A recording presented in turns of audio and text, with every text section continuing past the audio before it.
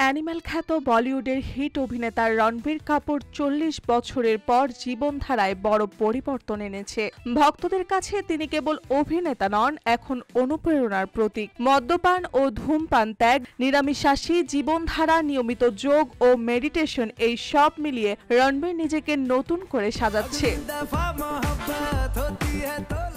বয়স বাড়ার সঙ্গে সঙ্গে রণবীর কাপুর উপলব্ধি করেছেন স্বাস্থ্য হলো জীবনের মূল সম্পদ। তিনি জানান, নিজের সুস্থতা বজায় রাখার জন্য মদ ও সিগারেট ত্যাগ করেছেন। প্রতিদিন যোগা অভ্যাস এবং মেডিটেশন তাকে মানসিক শক্তি ও স্থিরতা দিয়েছে। খাদ্য অভ্যাসেও পরিবর্তন এনেছে।